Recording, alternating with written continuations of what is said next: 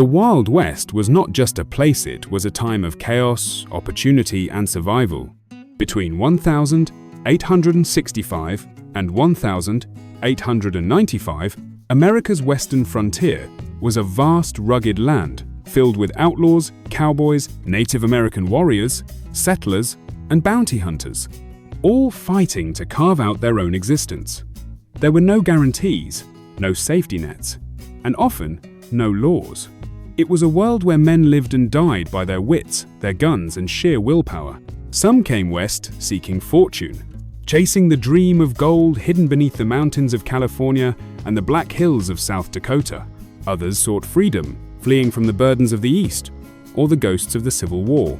Some were born to this land, warriors of the Sioux, Apache, and Comanche tribes who had hunted on the Great Plains for centuries. But no matter where they came from, they all had one thing in common: they had to fight to survive. The towns, law and disorder. The West wasn't just empty plains and deserts. As soon as settlers arrived, they built townsplaces where law, or something like it, was supposed to exist. Some of these towns were orderly and civilized, but most were rowdy, violent, and full of crime. Take Dodge City, for example. By the 1870s, it was the most infamous cattle town in America. Every summer, thousands of cowboys arrived after long, grueling cattle drives from Texas. They were paid in gold, and they spent it on whiskey, women, and gambling. Drunken fights turned into gunfights, and it wasn't uncommon for the undertaker to make a fortune after a particularly wild weekend.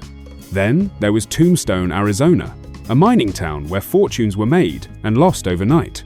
It was here, in 1881, that the legendary gunfight at the OK Corral took place, a shootout that lasted just 30 seconds but defined the lawlessness of the Wild West forever. Sheriffs and marshals did their best to control the chaos, but the truth was, most of them weren't much better than the criminals they pursued. Many, like Wild Bill Hickok and Wyatt Earp, had been outlaws themselves before deciding that wearing a badge paid better than running from one. Justice in these towns was swift and brutal. If you stole a horse, you'd be hanged.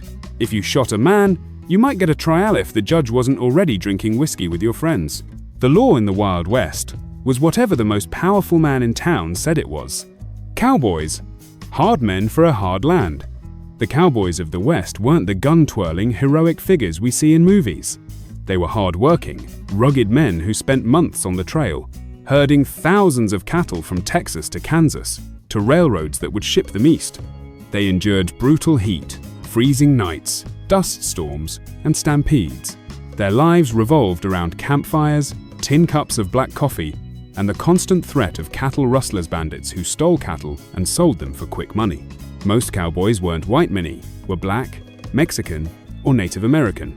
Despite what Hollywood shows, the Wild West was one of the most diverse places in America, where a man's race mattered less than his ability to survive.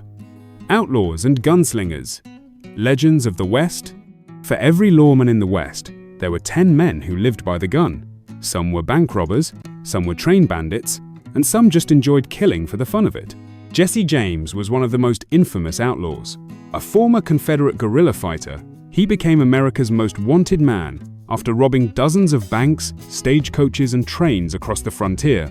The Pinkerton Detective Agency hunted him for years before he was finally betrayed and shot in the back by one of his own gang members in 1882. Then there was Billy the Kid, a teenage killer who became famous for escaping jails, outrunning the law, and gunning down at least 21 men before he was shot dead at just 21 years old. But the most feared of them all was John Wesley Hardin, a man so deadly that he once shot a man for snoring too loud in a saloon. By the time he was arrested, he had killed over 40 people.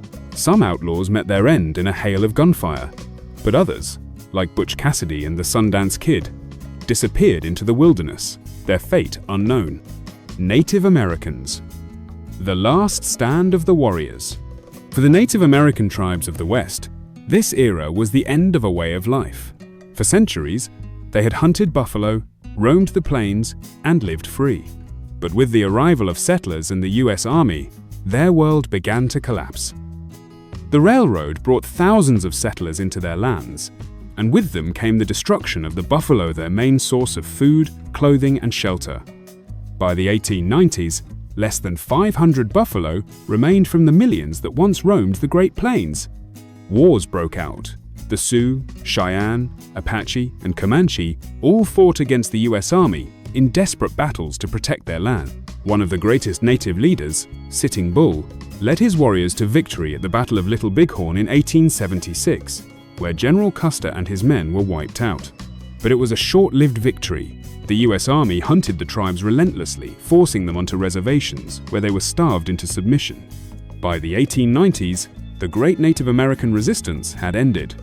The final tragedy came at Wounded Knee in 1890, when US soldiers massacred over 250 Lakota men, women, and children, marking the end of the Indian Wars. The railroad and the end of the Wild West. The railroad changed everything. By 1895, the frontier was gone. No longer could a man disappear into the wilderness.